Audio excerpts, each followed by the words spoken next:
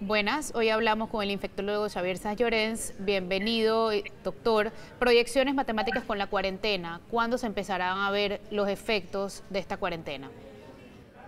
Normalmente el impacto de estos modelos matemáticos se empiezan a ver alrededor de mínimo de 2 semanas después de que se implementa la medida de cuarentena. Así que nosotros deberíamos en 14 días estar viendo si realmente esta cuarentena empieza a ser efectiva en disminuir el ritmo de casos nuevos que hay cada día. Ya con cuarentena, ¿cuándo estiman el pico y de cuántas personas sería? Eso es difícil de calcular, eso se tiene que analizar día a día según el crecimiento de casos, la cantidad de muestras que se hacen, así que es muy difícil de predecir.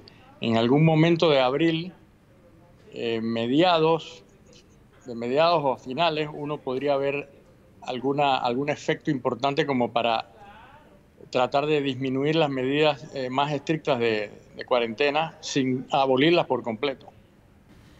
Hay reclamos de médicos sin mascarillas y en las conferencias se ha hablado de que todo el equipo médico tiene mascarillas y el equipo necesario. ¿Hay una desconexión entre lo que se dice y lo que se está haciendo? No hay una desconexión. Lo que pasa es que el mundo está llevándose las mascarillas, entonces hay desabastecimiento global y se están produciendo en masa a través de múltiples empresas para tratar de suplir las demandas que hay en todos los países. El Ministerio de Salud adquirió una inmensa cantidad, pero las mascarillas se usan diariamente y varias veces al día porque no se pueden reusar. Y hay mascarillas que son las quirúrgicas, las tradicionales, que son para personas en el hospital que no tengan tanto cercanía a un enfermo, y hay las mascarillas N95 que son para las que tienen contacto estrecho. Pero hay hospitales denunciando falta de mascarillas. No, por supuesto que va a haber falta de mascarillas, eso se está distribuyendo a lo largo de todo el país apenas lleguen y se liberen de aduana, así que en cualquier momento yo creo que todos los hospitales deberían estar equipados para ello. Ya recogieron del mercado las hidroxicloroquina y las acitromicina para evitar el desabastecimiento y también para que no lo acapare gente que no lo necesita, dejando a los que sí lo necesitan sin ellos. Sí, el Ministerio de Salud adquirió las hidroxicloroquinas y las acitromicinas, pero es importante mencionar que estos son tratamientos todavía experimentales. No hay una evidencia contundente de que puedan tener un efecto beneficioso. Son algunos reportes que vienen de algunos países, pero con pocos pacientes que han sido tratados. Entonces no hay que sobreestimar el efecto que pueden tener estos medicamentos, y además estos medicamentos también tienen eventos adversos. Entonces todos los medicamentos se tienen que tomar previa evaluación médica y no automedicarse, porque pudiera ser peor el daño de administrar el medicamento que la misma enfermedad de fondo. ¿Qué efectos tiene? ¿Qué efectos adversos tienen estas medicinas? Sobre todo cardíacos, sobre todo en producir arritmias, aparte de síntomas gastrointestinales y de otra índole, pero sobre todo cardíacos, que son los más preocupantes. El efecto, bueno, el tratamiento se está usando, a pesar de ser experimental, se está usando en pacientes hospitalizados, en intensivos o en casa. En pacientes hospitalizados ahora mismo se están usando, sobre todo en los pacientes de mayor riesgo y con mayor posibilidad de gravedad, previa evaluación médica y analizando los parámetros electrocardiográficos para evitar que haya eventos adversos. Se está considerando, evaluando la posibilidad de hacerlo antes de que el paciente se hospitalice, pero eso es una decisión que se está debatiendo en grupo y con expertos internacionales también. Ya hablamos de los efectos que puede tener usar esto en casa, efectos cardíacos sobre todo. ¿Qué efectos tiene usarlo en el hospital? Para esos pacientes que lo están usando, ¿qué efectos hay? No, es lo mismo, pero allá en el hospital se pueden monitorizar los trazos de ritmo del corazón por médicos y ser evaluados de forma mucho más estrecha para precisamente evitar, si aparece algún evento adverso, inmediatamente suspenderlo o disminuir la dosis. Los países también están acaparando, igual que mascarillas, los ventiladores. ¿Seguimos con 50 respiradores solamente o ya adquirimos más? Bueno, eso lo maneja otro grupo. Yo estoy dedicado a la parte de infecciones, básicamente, y colaborando un poco en la parte de epidemiología con unos modelos a través de las conferencias que hemos hecho con expertos internacionales. La parte esa la maneja el doctor Sandoval. Él tiene todos los registros de todos los respiradores que hay, los que están por llegar, etcétera. Doctor, ¿cuántos pacientes tenemos curados ya? Bueno, curados es todavía difícil de decir completamente porque estamos apenas desde el 9 de marzo acá han pasado menos de 3 semanas, ¿no?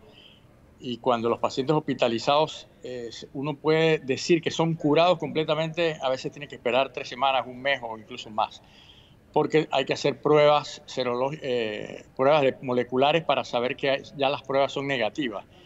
Ya se han dado de alta algunos pacientes y se presume que están curados, pero la curación total hay que medirla con pruebas moleculares. ¿A cuántos se han dado de alta? Varios, no tengo la cifra, pero son varios los que se han dado de alta. Y el ejemplo más importante desde nuestro punto de vista fue uno de los profesores que estuvo hospitalizado grave, que estuvo al borde de la muerte.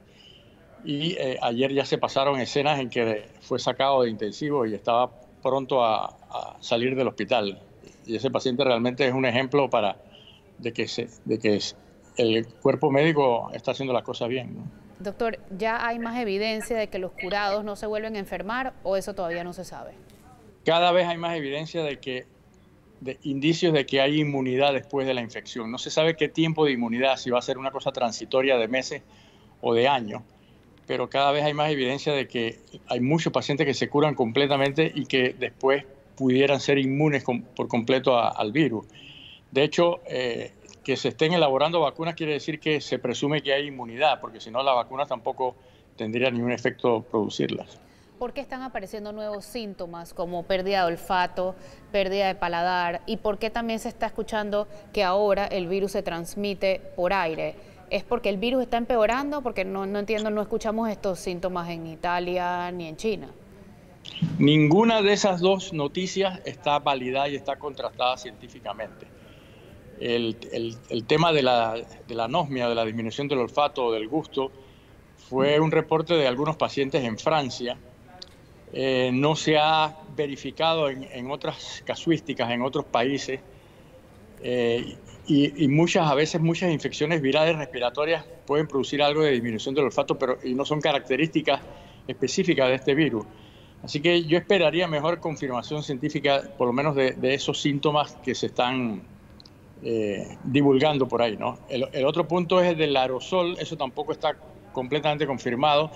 En situaciones muy favorables de flujo de aerosolización a través de, por ejemplo, de uso de nebulizadores, etcétera, y en cuartos cerrados, se ha visto que a lo mejor el virus puede permanecer en el aire algunas horas o algunos minutos, pero eso tampoco está contrastado y tendría que ser situaciones muy puntuales en que se produce el efecto este. Sobre eso, doctor, ¿hay que limpiar las suelas de los zapatos? ¿Se puede salir a pasear al perro? ¿Se puede salir a hacer ejercicios al aire libre en momentos de cuarentena donde uno tiene 2 horas libre de acuerdo a su número de cédula, o ninguna de esas 3 cosas? Bueno, no hay evidencia de que ni en los zapatos ni en los perros puedan transmitir el virus. Eso no hay ninguna evidencia en la literatura.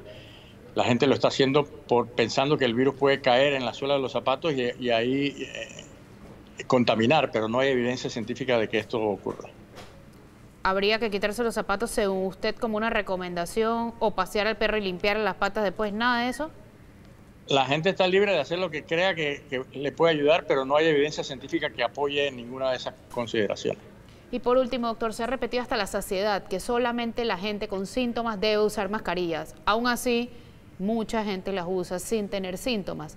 A estas personas, ¿puede darle recomendaciones cuál usar, o si da igual usar cualquiera, cómo ponérselas, por cuánto tiempo, cada cuánto cambiárselas, etcétera? Bueno, la medicina occidental, las organizaciones científicas occidentales no recomiendan el uso de mascarilla para personas que no tienen síntomas, a menos que se acerquen a un enfermo. Sin embargo, la medicina asiática sí las recomienda. Así que hay un debate científico ahora mismo en la literatura, ¿no? Lo importante es que si se van a usar, tienen que saber cómo ponérselas, cómo quitárselas, porque si no pudieran ser incluso contraproducentes y aumentar la posibilidad de contagio. Gracias, doctor. Muchas gracias.